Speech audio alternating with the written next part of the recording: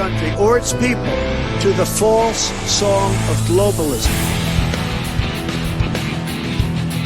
New Right Network presents Right Now, the featured podcast of New Right Network. Mobilizing, countering the left, energizing the right. New Right Network, Hey, home welcome to Right of the Now, New the Right official movement. podcast of the New Right Network. We have a fantastic guest with us today. That is ELISHA KRAUSS from the Daily Wire, amongst many, many other things, including being a producer for several years for the Sean Hannity radio program. We're big fans of Sean here, and also a fundraiser and the director of outreach at Prager University. ELISHA, just thank you for joining us. Oh, hey, now at Daily Wire. Do what? Daily Wire. Yeah, no, I said, yeah, you're with the Daily Wire, absolutely. Yeah. Sorry. You could have, and I'm just brain dead because, I'm a mom and it's dinner time / nap time for me. So This is the busy part of the day for you. So you see, that's even more special that you're going to carve out this time for us to have a conversation. Absolutely. So what's new with you? What's going on? I mean, what's going on with the Daily Wire? Oh, always taking over the world and trying to fire Michael Knowles. Yeah, coming up. That's very true. So what's the story behind that, in case anybody's not familiar? Have you ever met Michael Knowles? Michael Knowles was actually on here did an AMA with us. Oh, great! So I'm less important than him. Thanks for making me feel real. No, you're more important because you are more difficult to reach. No, and we were trying to get you. That just makes me sound like a diva. That's not fair. No, I am digging myself. Deeper and deeper with you. Let's you know what? I'm sure there's a lot of other stories we could talk about. And listening, for the first time, what is kind of going on with that story? What's happening there? With the Michael Knowles, like why everyone hates him. No, we don't really hate him. He's like the lovable younger brother that like I wouldn't let. So if he goes to a college campus, I'm not going to let Antifa mess with him, right? But that's mine and Ben's job. Like you can't mess with him. We get to mess with him because he's like a part of our Daily Wire family. That's kind of right. fun. But also, it's just I understand. Really smart, but he's also like. He's such a yuppie East Coaster, and I'm a Bible Belt homeschool kid, and there's a part of me that I feel more manly than him sometimes. Michael, dude, we have to man you up just a smidge. But it's all it's all from a place of love. I think specifically Ben's issue with Michael is that he sold more copies of his blank book than Ben sold of his first book that was actually quite good and had words in it. Is that true? I didn't realize that. Wow. I think so. So I think that's where their beef lies.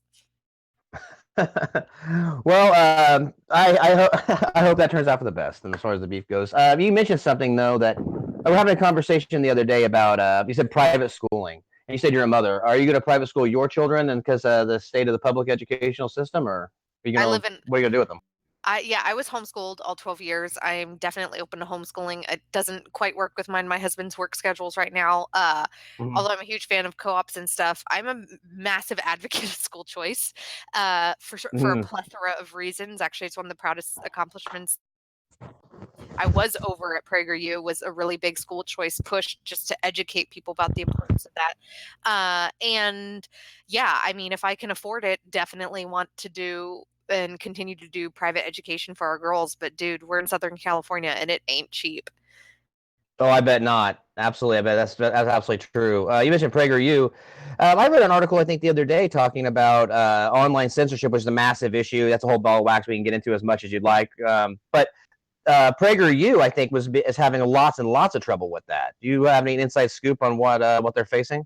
It's just actually one of the videos that I did over there. I talked about the abortion laws, the United States compared to most of socialized Europe, which is interesting because when you hear Bernie Sanders or Hillary Clinton or even, former Planned Parenthood president Cecile Richards talk about abortion, they always kind of laud those Eastern European nations and socialized countries about how free and comes to murdering babies.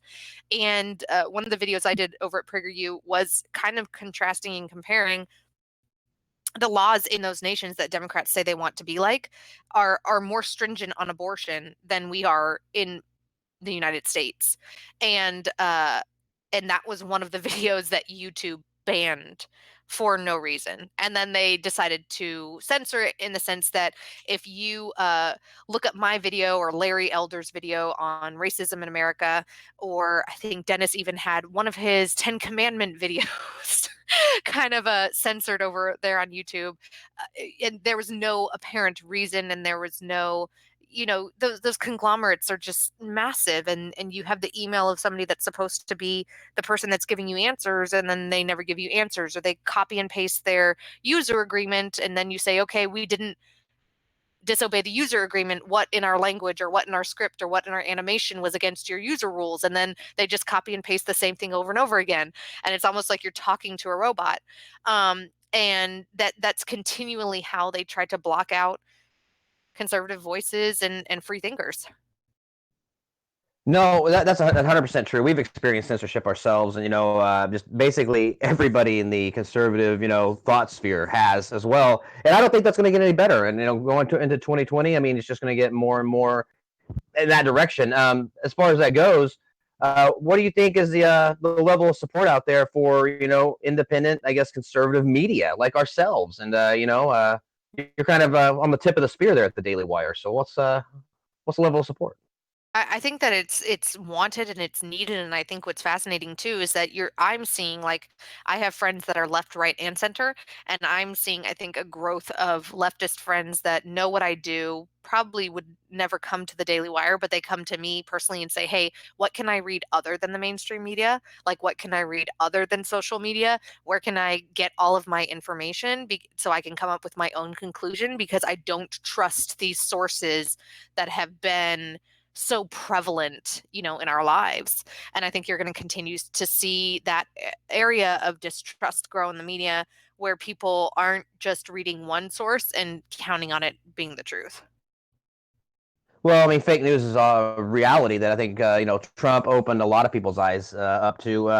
Even this recent story that the Guardian published about Paul Manafort meeting with Julian Assange. And apparently, WikiLeaks responded, said, we'll bet you $1 million, and the head of our editor, their words, because that didn't happen, and they had to retract that story. And to me, it's amazing about the level of just, I guess, how gallant they are just about, publishing just blatant lies. Now, if you think that. I think, though, to give conservative media, like even old fashioned, I guess you could call it conservative media, the good old talk radio and Drudge Report, right?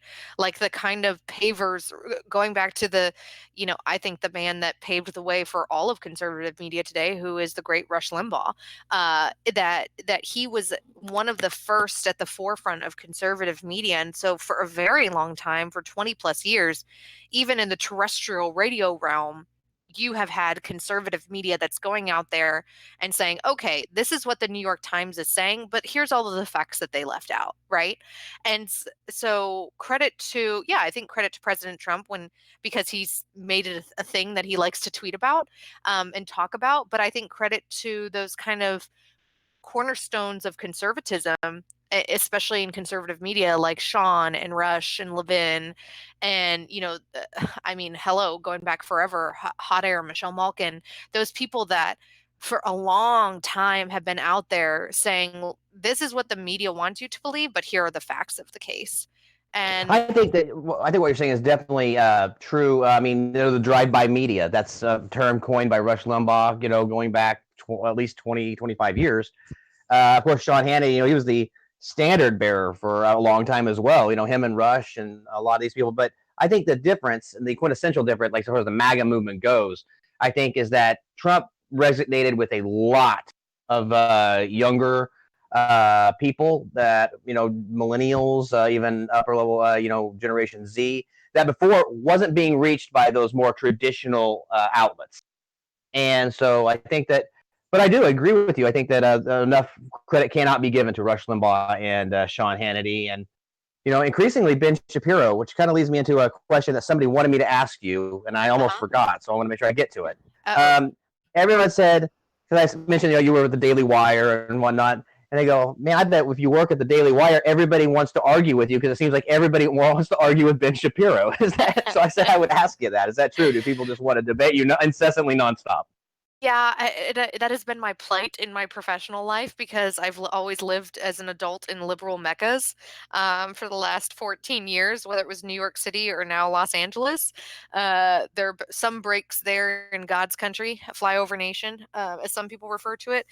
But yeah, I kind of like to. I don't keep a secret about where I like in a hipster LA type crowd.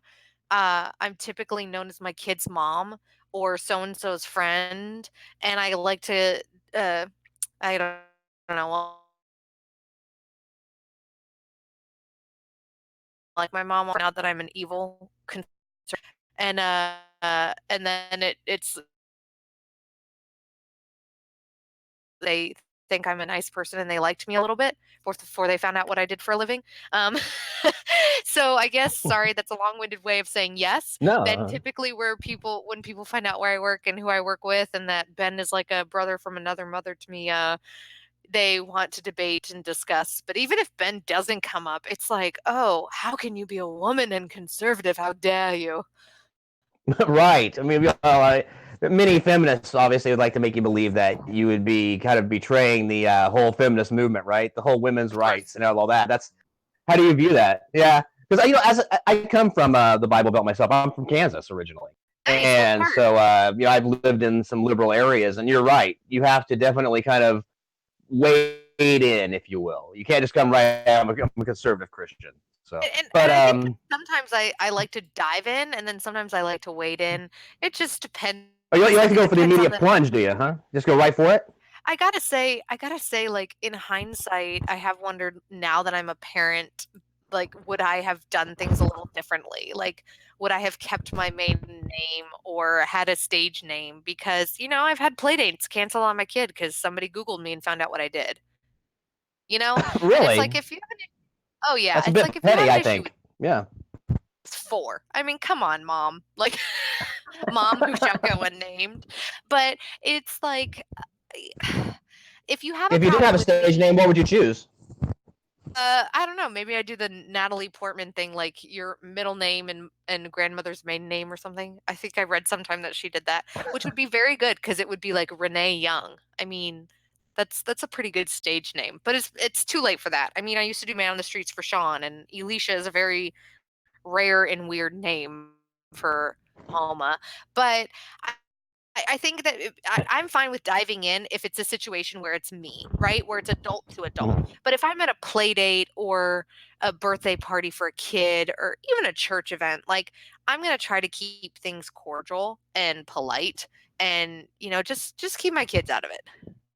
Sure, sure. No, I agree with that. Keep the kids out of it, and I think that all too often, especially in the media, people get drug in. I mean, how many the vile things said, for instance, about Barron Trump, and then getting drug into, for instance, Tucker Carlson's daughter being insulted in that Oh, country club. by the That way, was Tucker ridiculous. Carlson had more restraint in that moment.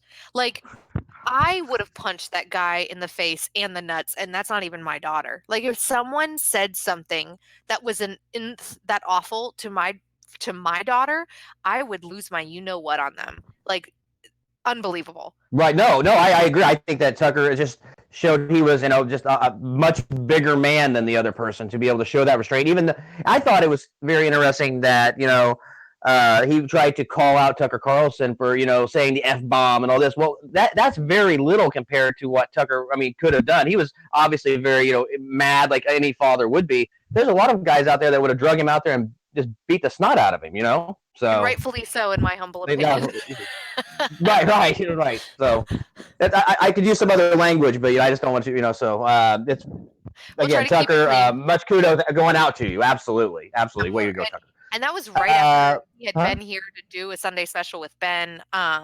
He's such a nice guy. Like saw him at Politicon. I mean, it was right after that, and I don't know. I think that people don't. Ben always jokes that fame is fine because it's made him a lot of money, but there is an Yeah. element of fame where you kind of do have to weigh it, and I people in conservative media put up with a lot of crap that people on the other side did not necessarily get as much of.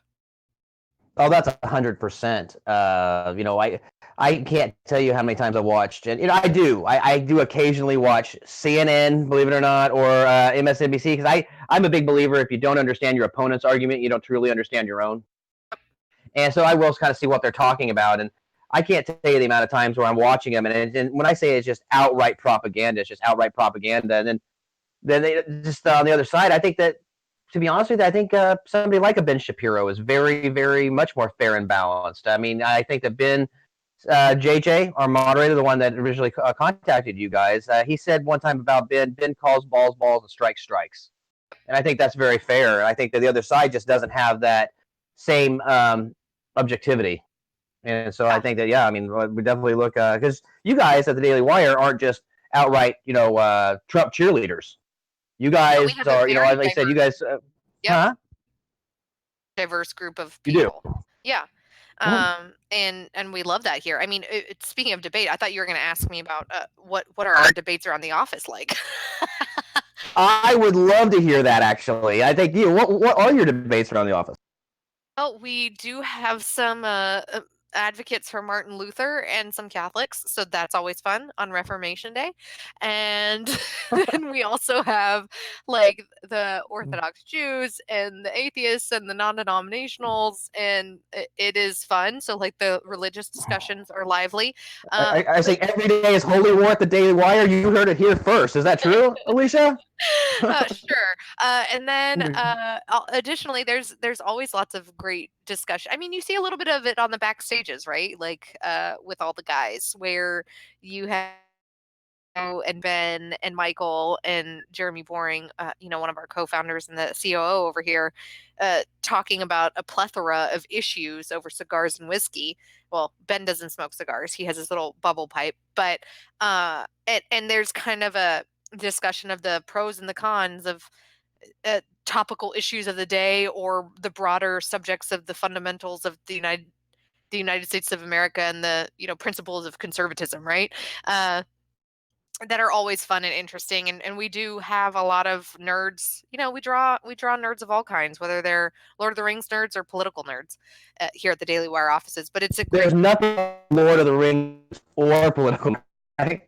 To clarify anything. Yeah, and by the way, actually, I think that the Just thickest. just like a friend, by the way. Out for a second, but I have to say that the biggest debate that happens is typically between the Marvel versus DC.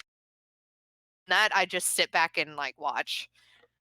DC, obviously, that's the reason. Just kidding. Let's see. So, hey, can you hear me? Okay. All right, no, I just missed the last 30 seconds of whatever you were saying. Okay, hold on. Hold on.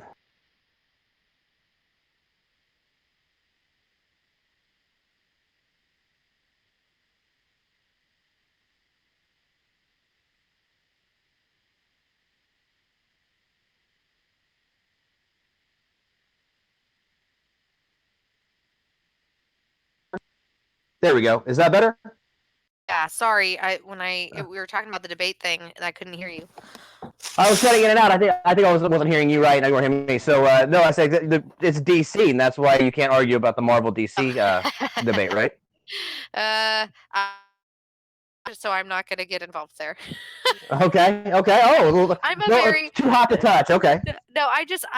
I'm the person that reads a few of the like comic book blogs for the Easter eggs and people's opinions. I asked the amazing Emily Zanotti, who's one of our editors over at Daily Wire and is a much more savvy comic book reader and fan than I am, about details about characters and development and stuff, because I'm kind of interested in it, but I have never picked up a comic book. And so I like to go see the movies and I like the escapism of those kinds of movies. And I just kind of want to leave it that way. I don't want to get so hardcore that it becomes another thing that I have to debate, but it is quite fun and fascinating to watch the debates here at the office.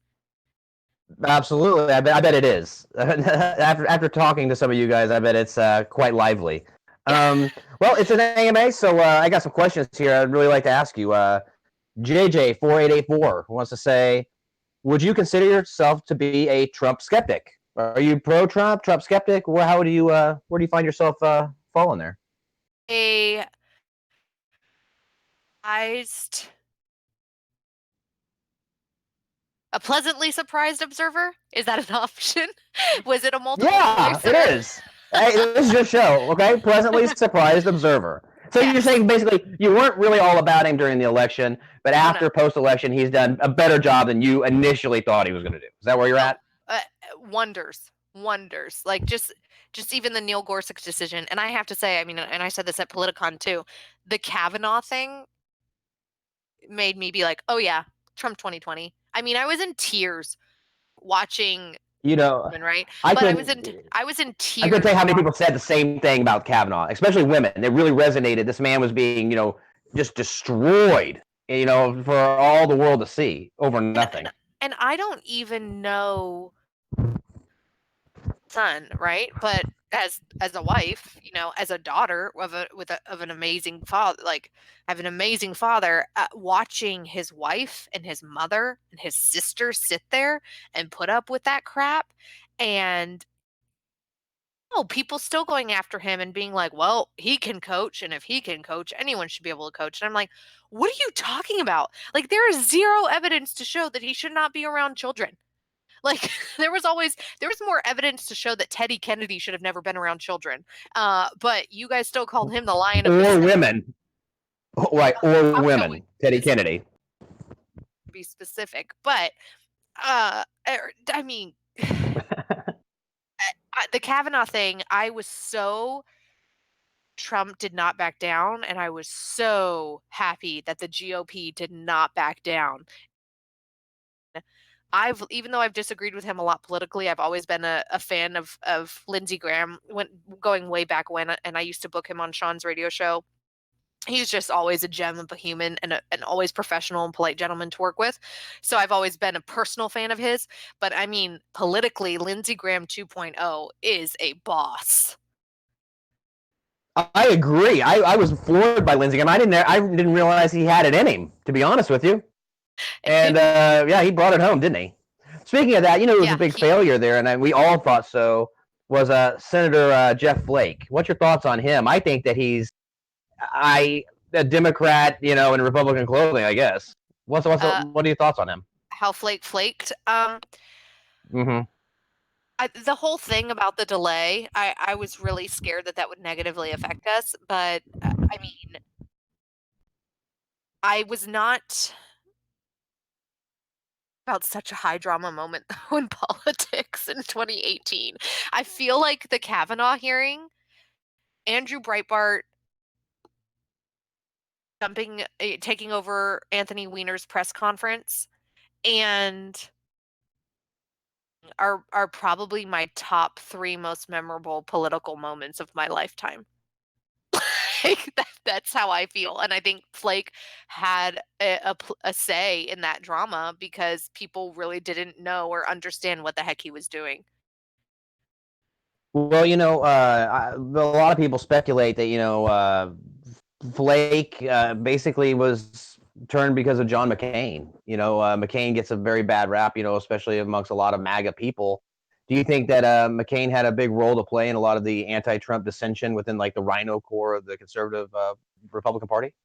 No, I think that Flake always had his issues with President Trump that he would have had whether or not Senator McCain had the clout and respect amongst left, right, and center.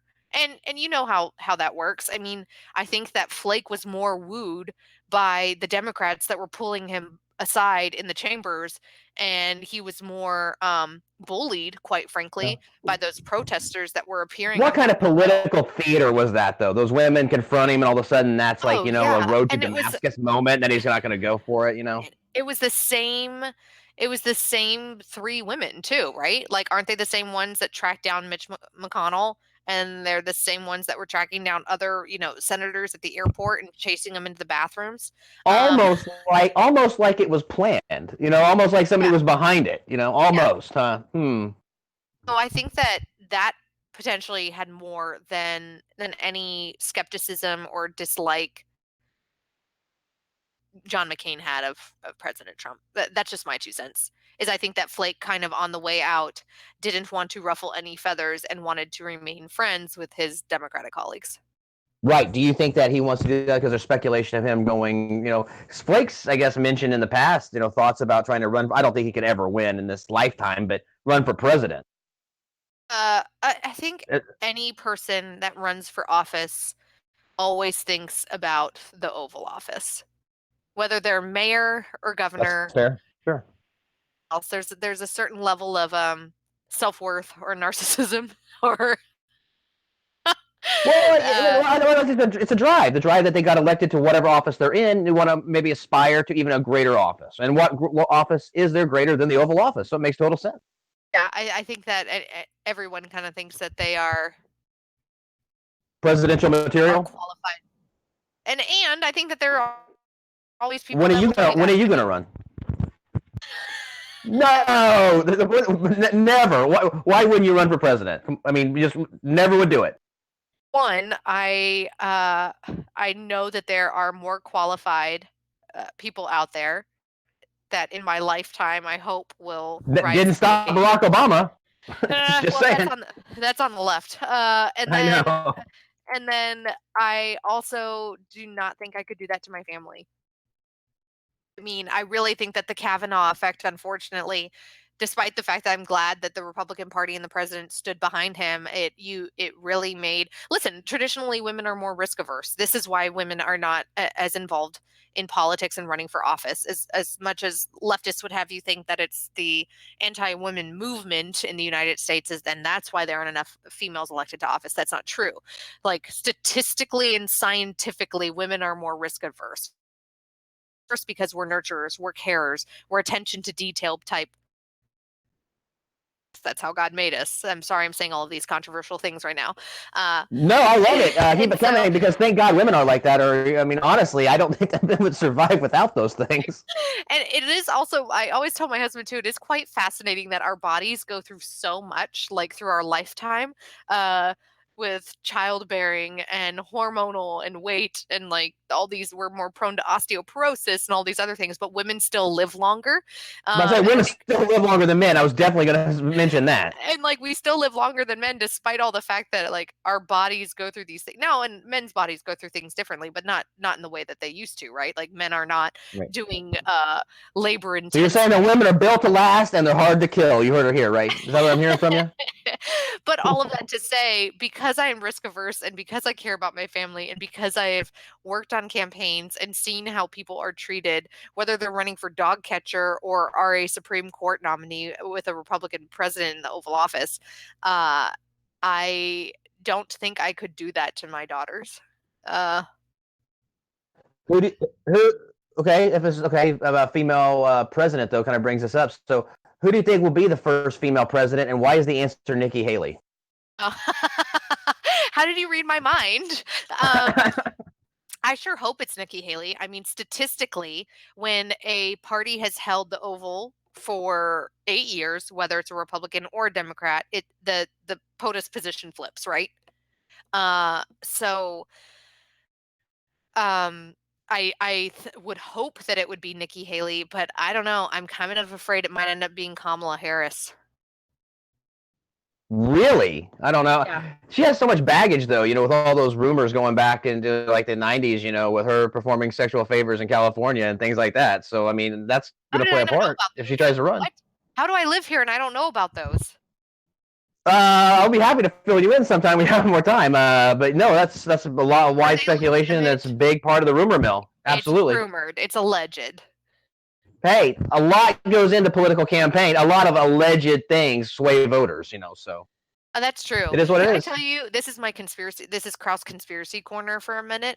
I am fascinated by AR and VR, and now VR is like literally creating videos that look like a real room, like the office that I'm sitting in. Someone could come in here with a 360 camera and recreate this room, including like the dust particles in the air that look real. And it is a major concern of mine that people are going to start creating alternate reality and virtual reality scenarios of candidates that are going to have the initial sway on once the truth comes out. So you're telling me that there's still hope for a President Tupac then, huh? We can see that? Because the hologram? Sure, with the holograms and stuff. But no, like from a very serious point.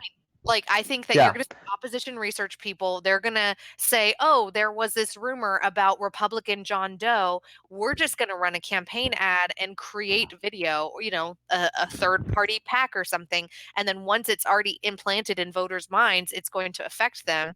And that is going to elections, because, It once it's already wouldn't out there, it's surprise out there. me. It wouldn't surprise me right now if there are already things like that we small, that might have happened that we just don't know about. The technology is there to, to change video in any fashion, so who knows? Yep. I agree. So that's done with that cross conspiracy corner moment. Sorry. Thanks for letting me sideline there. No, I loved it. So we'll have to go down that road a little bit, maybe a little bit more, because one of the big speculations that people were saying about like our civil rights and all this that they were taken away was they were going to use a big hologram basically to like fake an alien invasion. And then I've heard of all kinds of conspiracy people talk about stuff like that. So Oh my gosh. I don't know if that. Huh? I mean, at least my conspiracies aren't that Elon Musk started the fires in California, because I was like, dear God, people, why? Why would Is you that do what they're saying? That Elon Musk did? There's some people that think that Jerry Brown and Elon Musk started the wildfires out here in Because California. of the light rail system going on out there? Yep.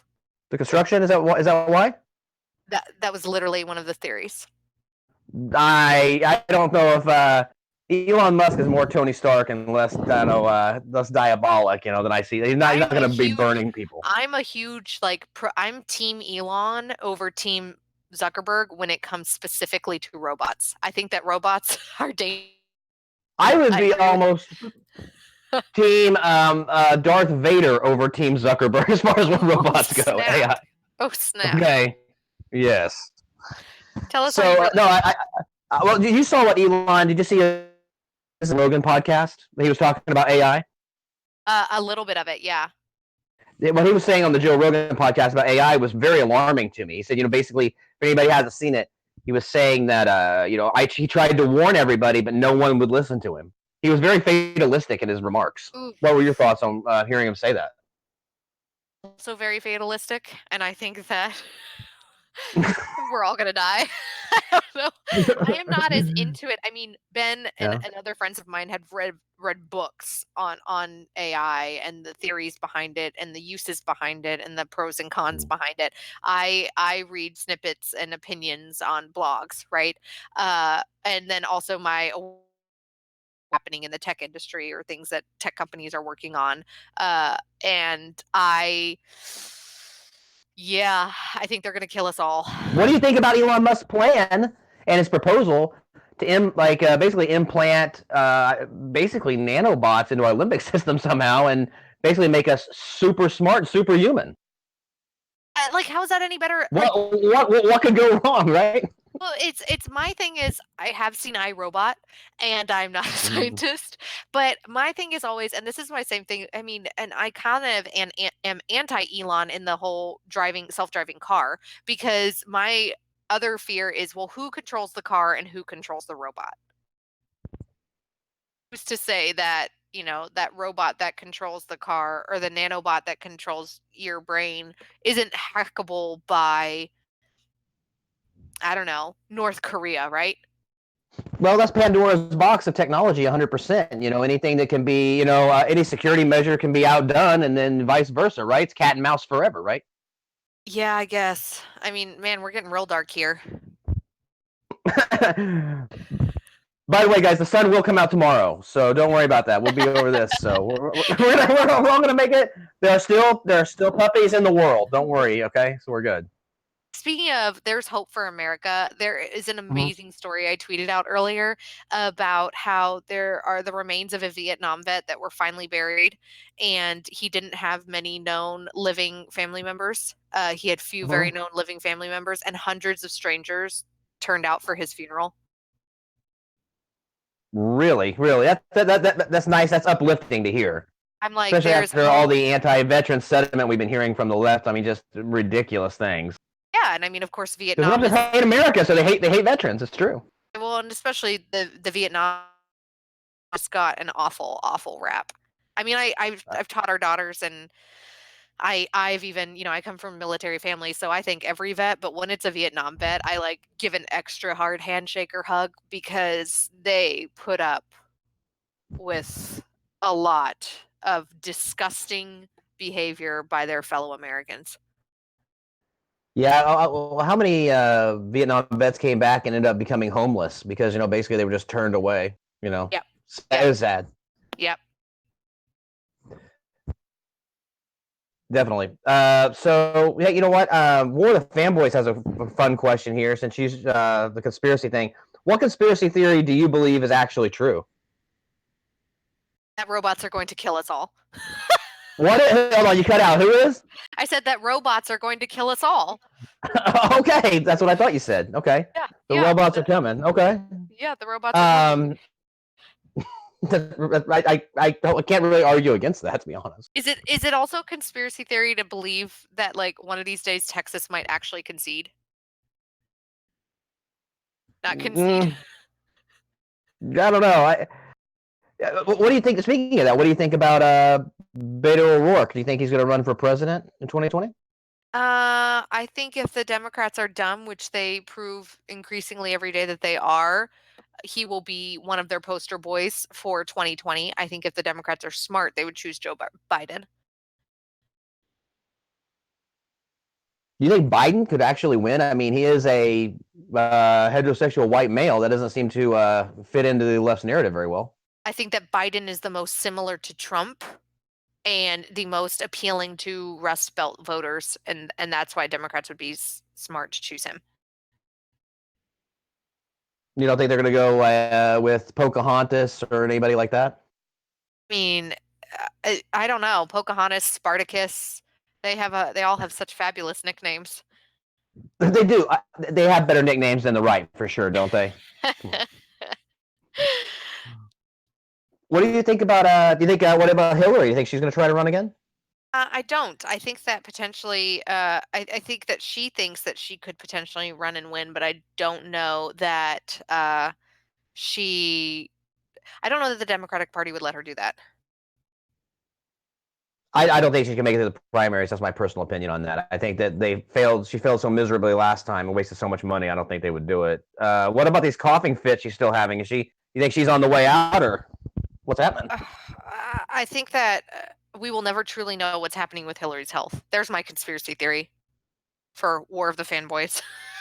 That's right. That's what I'm saying. Because it is like Weekend at Hillary's, isn't it? Something like, is she really even still there? No, she's there. But I mean, that video that came out on, after the 9/11 memorial and the lack of answers and the lack of the trip to the hospital and the constant coughing. But I agree with you. I think even if she did run, it would be continual embarrassment for her because she wouldn't be able to pull through a Democratic primary. I'm going to switch some gears here because I got another question coming in from another source that says, you live in California. Do you think there's any? I'm gonna clean this up a little bit because I don't think they worded it correctly. Okay, basically what they're saying is, do you think that California could ever go red? Do you think? I mean, as a state, do you think there's any hope, or is it just completely dim forever? Red for a presidential candidate? No. Red for a statewide candidate or state legislature? Yes. What Republicans stand a shot out there that you can think of where they could win right now in California? Honestly, off of the top of my head, I can't think of a specific rising star, and even if I could, I wouldn't want to out them. Right. Okay. You don't make them a target before they run. And Media Matters is like, let's go after this person ELISHA KRAUSS just named. I would definitely say, though, I think that there is hope for Republicans if they run smarter in this state. And the number one thing I would tell them to run on is school choice, because it affects middle-class white moms like me, or single moms in South Central LA, or immigrant moms in San Diego, or, professorial moms in the Bay Area. It literally affects every single person, and studies and polling shows that left, right, and center parents in the state of California are very pro school choice and school vouchers. And I think that the Republican Party would be idiotic to not try to grow their base in that way. I agree with that, definitely. Let's see here. what do you feel about, also War of the Fanboys, what do you feel about the right to die legislation? What do you think about that? Disgusting and disturbing. It's something that when Ben and I did a morning show with the liberal guy, we often had a lot of conversations about, and I truly think it goes completely against the Hippocratic Oath. I do not understand how a doctor who takes that oath can then say condone suicidal. Uh, um, I think it is dangerous. I do think that it is a slippery slope. And I think that you've seen, other nations where they're increasingly very disturbing stories of the type of people or the state of people physically or mentally that are approved to self-kill.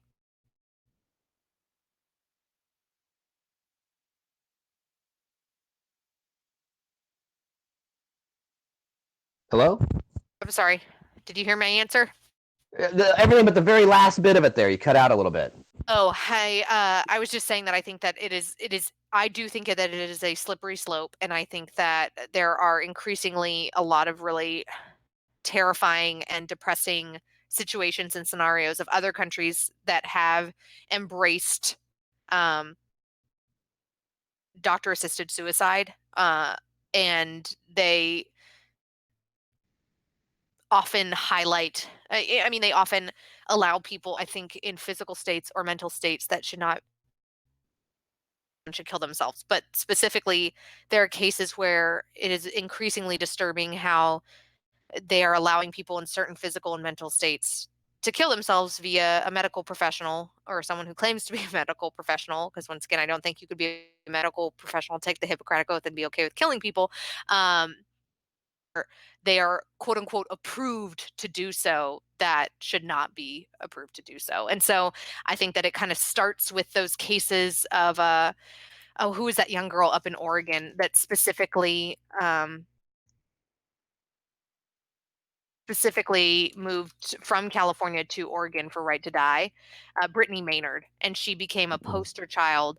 And of course, I felt awful for her. I mean, of course, her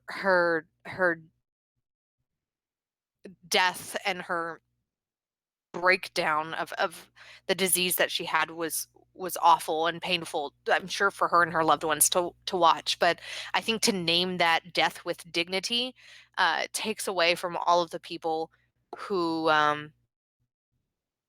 situations and choose to fight for their lives. And I think it's dangerous and incredibly scary to live in a society where we think that that's okay. Well said. Well said. Okay, here's one. I like this question. This will give you a warm up for it. Who is more evil, David Brock or the Dark Lord Lucifer? Which one is more evil? Well, the Dark Lord Lucifer probably influences David Brock. So, Without doubt.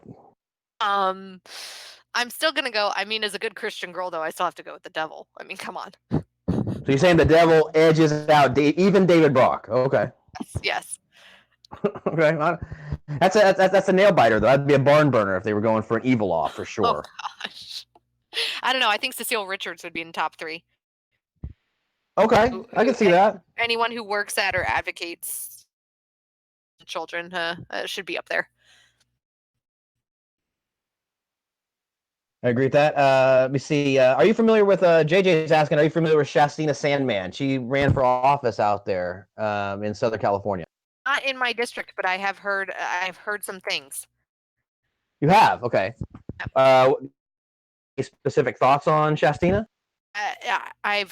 All I know is that I have heard good things. I know a lot of people who supported her.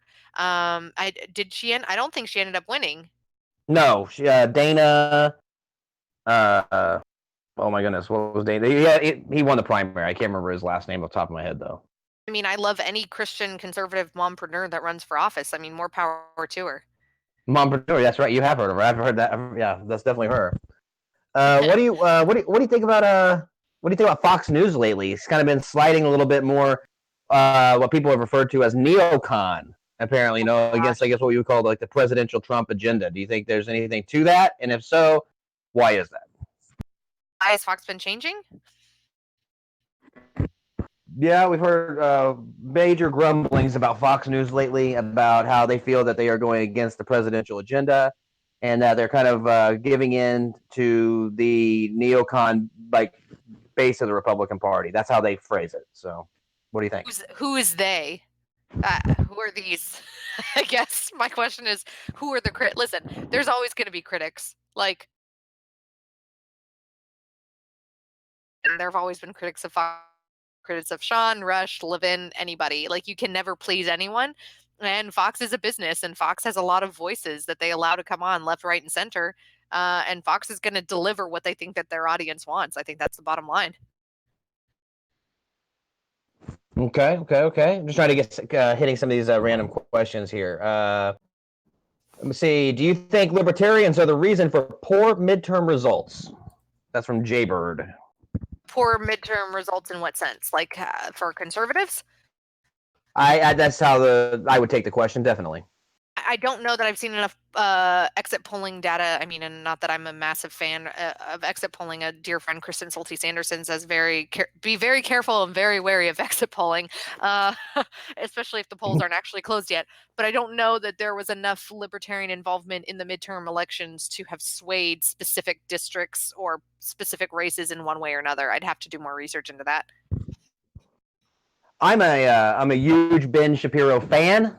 And so I see this question, and I actually saw this challenge to Ben, and I think that it would be great to see Ben actually accept this challenge because Ben would burn this person into the dirt. Would you think Ben would ever debate Bill Mitchell of Your Voice America? Bill Mitchell, I mean, maybe. He's debated, Young Turks and Sally Cohn, so who knows? Mm-hmm. Right, because Bill and those guys, they're a big believer in like the whole Q thing and things like that, which I think's insanity. But I saw that he had a tweet that he was trying to call out Ben Shapiro, and so I think I actually said a little prayer to myself that Ben would actually accept that. Would you? Would I debate him if you were called out? Yeah. I think, I take maybe. This sounds like might have legs to it. You're thinking about it. You're mulling it over. I can hear it. I think it would depend on listen, I can be pretty scrappy. I'm not a walking encyclopedia like Shapiro, but who is? I think I could. Well, that could be fun. I think that'd be a lot of fun too. Let me see what else we have here. I got that Fox question a few times actually. So I mean, people are definitely thinking. Everybody says, "All right." Barbarian says, "Why does hardly anyone call out the socialists on their outrageous behaviors? Why maintain it if it's one way?" I think what he's saying there is, why don't we fight back with the same ferocity as the left? I think that's something that, I used to be at Truth Revolt and the David Horowitz Freedom Center, and Ben and I had a morning show together, and now we're at Daily Wire, and I think that's I think that it's important to fight back culturally, to fight back politically, and but I think that we don't have to use, and I don't want to use violence and even violent or idiotic rhetoric on the left do. Antifa or Black Lives Matter or the Women's March, for example, right? I think that we can rise above because our ideas and our policies win and positively change and influence people. But I think that sometimes, when they're going to go after the CEO of Mozilla Firefox, then don't use Mozilla Firefox anymore. If they're going to go after organizations or companies, rental car companies that give NRA members, then sure, don't use those. Use the power of your wallet, use the power of the free market to influence and kind of fight in that way. I think that that's something that the left does.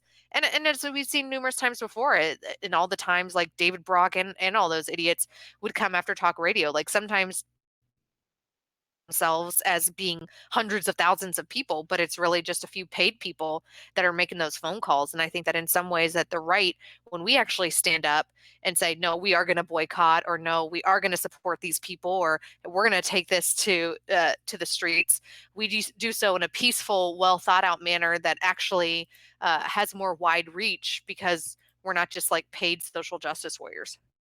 I hope that makes sense. I agree. I think that I actually think that the left, one of the few things they're better at is, they're more organized in that fashion. Is they do understand the fact that you do vote with your dollar, and I think that, I agree with you. I think, if the right has a problem with it, we need to do the same. Put your money where your beliefs are, basically. Let me see. This is fun though. More questions, guys. More questions. I'm not just looking there. I'm looking at another spot. JJ does. That's kind of interesting. I don't say I missed that earlier. How did motherhood change your perspective? I guess that would be on politics in general. I think that it didn't change my perspective, but it to me to a core to fight evil and stupidity. Like it's such a more country. I've always cared about like the next generation. I think conservatives tend to talk about that a lot, but now when I think about school choice, now when I think about pro-life issues, now when I think about First Amendment issues, now when I think about Second Amendment issues, or property rights, justice reform, I look at my girls, and there's kind of like a fire in my gut now. I think that's more intimate and real. And I think that emotion can be a good thing. And I know that Ben likes to say facts don't care about your feelings, but I think that there is a reason when people get married, buy a house, and become parents, they tend to skew more conservative, because they have a purpose, and they have something to live for, and a reason to change the world, right? And so I think the way that motherhood changed me. What are your thoughts about faith in America? What do you think? You think America's having kind of a identity crisis within itself, as far as entering, I guess, say almost a post-Christian mentality as a country? Oof. I mean, once again, I don't know if I can say it enough, but I live in LA, and there are lots of shall we say, hipster Christians. There's a lot of celebrity pastors. There's a lot of the people that what's the it's not Reformation ideology, but like the ideology of like you have to make the world better before Jesus can return. And some of them believe that in order to do that, that Obamacare must be enacted. I've heard those arguments before. And so I sometimes look at the state of the church, especially among millennials in metropolitan areas, and am definitely concerned of where the body of Christ is as a whole in our. But then I do look at studies from organizations like the Barna Group, who's based out in Ventura, so just west of us here in LA. And I think that there is the potential for positive thinking when it comes to the Christian movement in the United States and the conservative movement in the United States.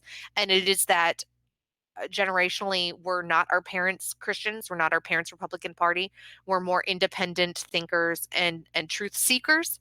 And so my hope and prayer is that in areas of faith and in areas of politics, our generation those foundational principles and is able to find them on our own, and that's what's going to push faith forward and save Christianity, I think, in these next generations in the United States. But I mean, I cannot imagine, and I do not envy a lot of pastors in America today with the issues that they're having to discuss or deal with, I've heard a lot of pastors, they're very conflicted about the wall, for instance. They want to, help people, but then again, we have to, we have to have a border to have a country. What's your thoughts on the wall from that Christian perspective? I think from a Christian perspective, it's our job to take care of our family and the widows and the orphans. And so I have lots of friends. I think my Christian friends that are the most conflicted by this are the Catholic friends of mine. And the Catholic teachings, especially here in Southern California and Archdiocese here in LA, are very specific about welcoming all, and have even had situations where, you have priests and nuns aiding and abetting illegal immigrants, right? I do think that there needs to be drastic immigration reform. I have friends that work to try coyotes and drug dealers on the border, and our method of asylum seekers needs to be fixed. And it's an area that definitely needs to be fixed.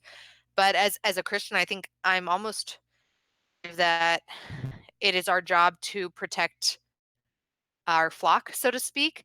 And I kind of view our nation as that in a way, and like to protect everyone in our country and to protect the people who want to come and be a part of our country, we have to protect our borders. It's idiotic to and so short-sighted to not do that. And I think that that's our responsibility to start there and then definitely reform and change the system so innocent mother and child who genuinely need to obtain asylum in the United States can do so, and there isn't a 2-year waiting list for them to see a judge while they live in squalor in Tijuana. And I think that, I mean, it is a massive undertaking, but I think it's something that should be taken under.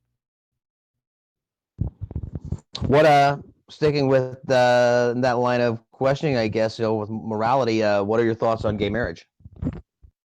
I think I've become more libertarian in this. I think that I am okay. I think that the government should be out of marriage, actually. I think that the definition of I believe in the biblical definition of marriage, which is between a man and a woman.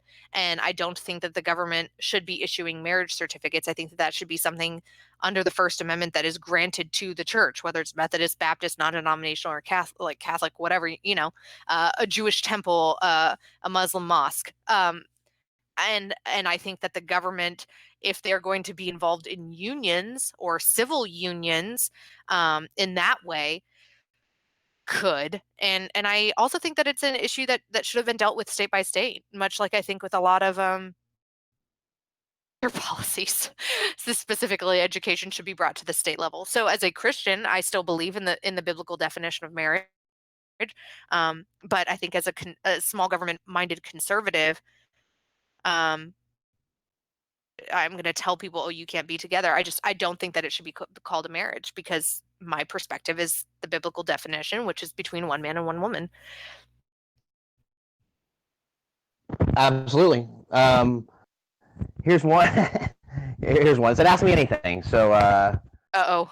who would win in a foot race, Rosie O'Donnell or Michael Moore? Who would win in a what?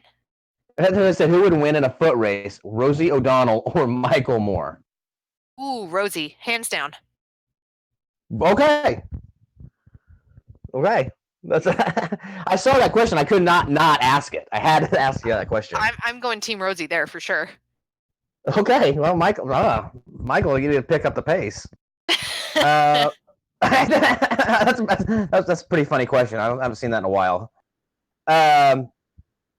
What do you think about Trump's decision to halt to the travel ban? We were hearing that in the news several months ago. It was more prevalent. What's your thoughts on that? Do you think that that's justified, or do you think we're just overreacting? Overreacting to him halting it? Yeah. I think that the travel ban was never as big of a deal as both sides made it before. Right? The people that are hardcore Trump supporters will always be hardcore Trump supporters, and the people that were anti-Trump, mainstream media, are going to always be anti-Trump. And so I think it's not surprising that he put a halt to it, to me, because I don't know that he's always been, other than the wall. And this is why I was a Trump skeptic at the beginning, like I said earlier today. It's he record of a stance on immigration, right?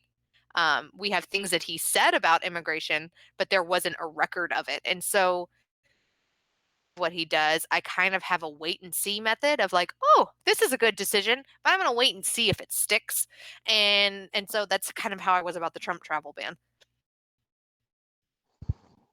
Rightio. What are your thoughts on transgenders competing in women's sports? I actually think that this is another issue in which the California Republican Party might be able to win, because I think it is fundamentally unfair to allow this to happen. And once it starts to creep into schools, you're going to see even the people that claim to be SJWs say, hey, that's not fair and that's not right when it comes to their own kid. Okay. And since you live out there in California, how do you have your In-N-Out burger? Is it an animal style, or how do you have that? Oh, you have to have an animal style. I thought it was the only way, right? It is the only way. Sometimes I do lettuce, sometimes I don't. It depends on the day. Of course, always tomato. My husband doesn't like he does an animal style, but he doesn't always like the lettuce and tomato. You have to do it double too. Like, listen, I'm very passionate about this, and now I want to grab In-N-Out on my way home from the office. So thank you for whoever asked this question for making It's always a good decision to stop and get some In-N-Out when you can. You have to get a double though, because the patties there are so thin that just one on its own with the bun doesn't work. Like I would take off the top bun. But if you do a double, then you're good, and there's enough juicy, delicious cow in the burger to enjoy and love. I'm obviously a fan of red meat. I typically like it mooing, and so I do it animal style double, and then I like it extra toasted. And if I get the fries, I get the fries well done. So. That does sound good. I wish I had In-N-Out where I'm at right now. I may have to go. I know I may have to get some Chick-fil-A as a consolation prize. Can I tell you, we went to La Jolla, God's country, for Thanksgiving, and we were driving back on Sunday, and we were driving through Orange County, which is like the land of Chick-fil-A, because LA County literally has like 2. And I told my husband, oh, road trip, we need to stop at Chick-fil-A. And he's like, babe, it's a Sunday. And I had a very long why moment, because I mean, just Chick-fil-A, that's Jesus food right there. It might be the perfect sandwich. I mean, the Chick-fil-A sandwich is pretty unbeatable. So good, and like spicy, plain, the nuggets, the waffle fries. We typically, I mean, not to make your listeners jealous, but at our monthly Daily Wire office team meetings, we typically cater Chick-fil-A. And the downside, though, is where do I apply?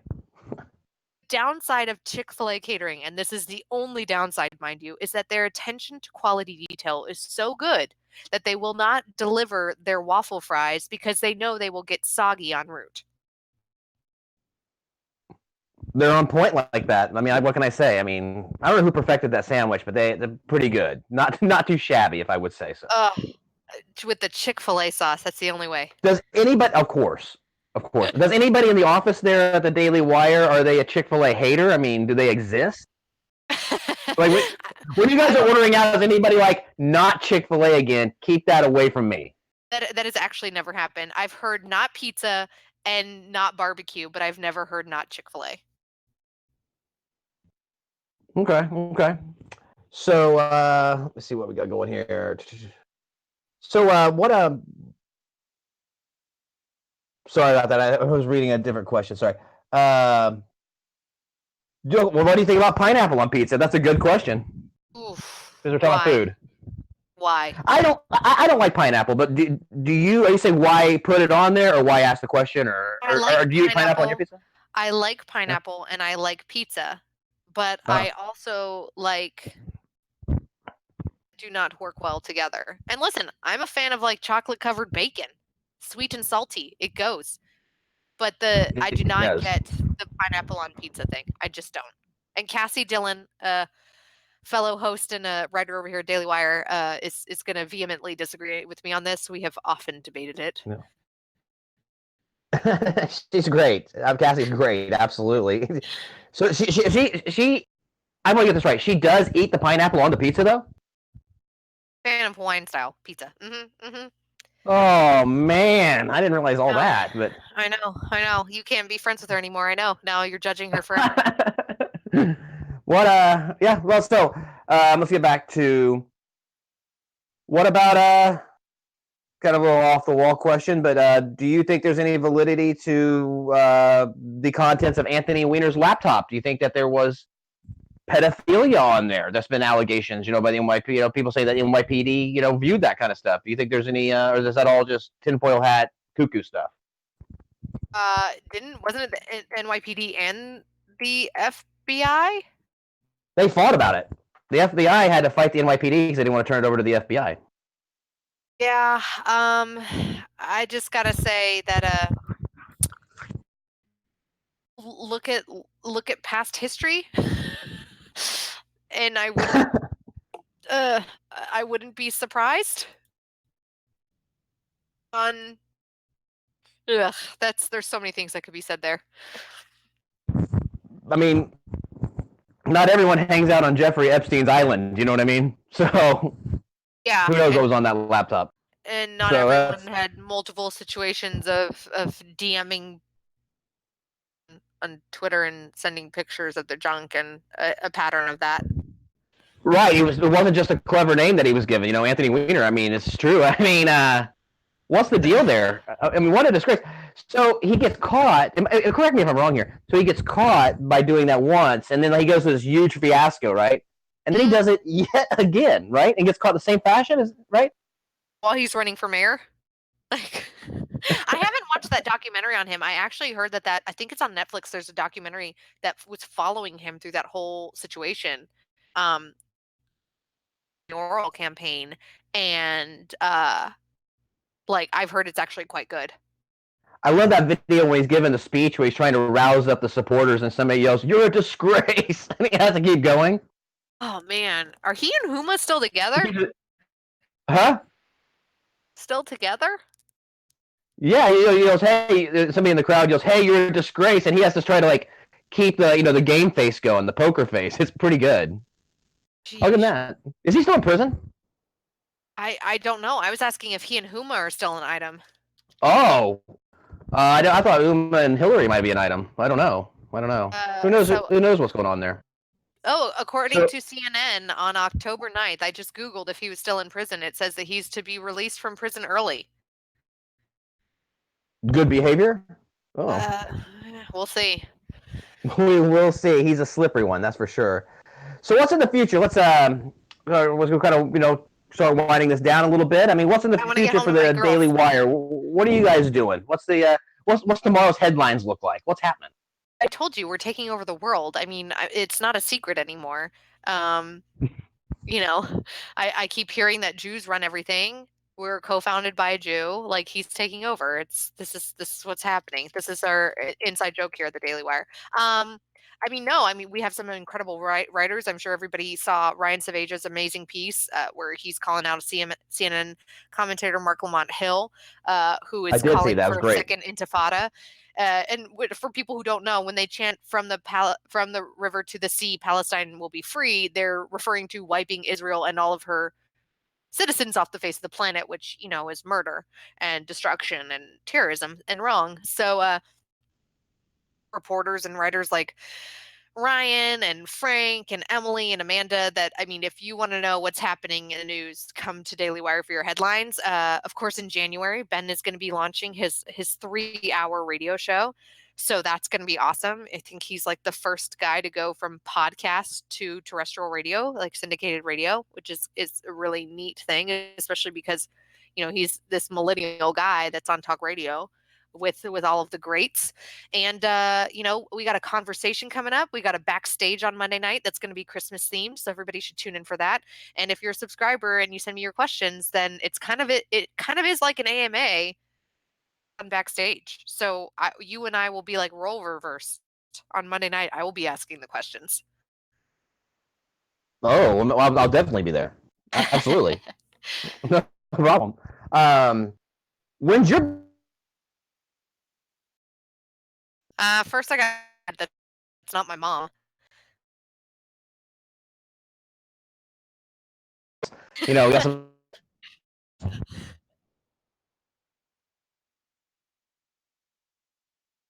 I think I'm definitely open to writing a book. I think, if you were to ask me my life goals in the next 2 to 5 years, I'd like to write a book. I think I want to write a book that I don't know. I always wonder though. I'm not vain enough to think that people really care about what I have. Could write a book about anything. I think I would motherhood and kind of like a guide to how to walk through life as these things when everyone hates you and the culture is against you. Hey, that's a good question. What's the craziest thing that's happened out in LA? Which is LA. I mean, LA is Looney Tune land as far as liberalism goes. So, what's the craziest thing that's happening when they found out you were conservative? I think canceling the my daughter's play date was probably Well, most ridiculous. And then people that like to pretty your petty. face. People to your face that are like, do you hate yourself? I have been asked if I was acting. When I did a morning show, like somebody came to and I'm like, why would you pay $50 to come to a VIP event to meet me and like shake my hand and be like, oh, you're an actress, right? Like they legitimately thought I didn't believe what I was saying on air. um, so those are a couple of the craziest things, I think. They might have meant it as a compliment. Maybe they're saying you have superb acting skills. They Still, thought it was I'm just like, great. no, I would have been like, wait, you think I'm acting? No, I really believe these things. What are you talking about? That's pretty good. So, what about the inverse of that? I mean, like, do you know people from California, and if you visited back, in the Midwest, and were they in culture shock when they did that? Oh, like people from California? Yeah, because I've heard it going both ways. I've heard people that came like California to like certain areas of Texas and things like that. They were like, I cannot believe that there actually are conservatives in the middle of America.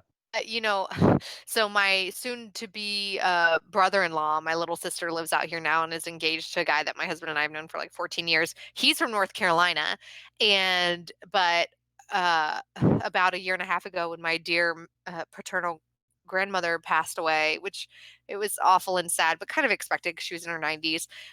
The three of us made the trek to southeastern Oklahoma for the funeral. And when we landed at DFW airport and made the 3-hour drive home to where I'm from in southeastern Oklahoma, he was like, oh my God, it really is all like trucks and Trump supporters here. And I didn't think that this was real. And That's why they call it God's country. he's like, there's open carry. Like there's a guy over there with a Glock on his hip. And I'm like, amen. So yeah, it is kind of fun. It is actually my goal. And I feel like I should really push the God King to make this an official Daily Wire event. But I want to bring Ben to where I am from in southeastern Oklahoma, and because he's such a city boy, but I think he's a country boy at heart. And also Michael Knowles, because we've talked about this. I feel more manly than him most of the time. I mean, the dude is actually physically smaller than me. It's not fair. I want to bring like Michael Knowles and Andrew and Ben. God King is from Lubbock, Texas, so he's fine.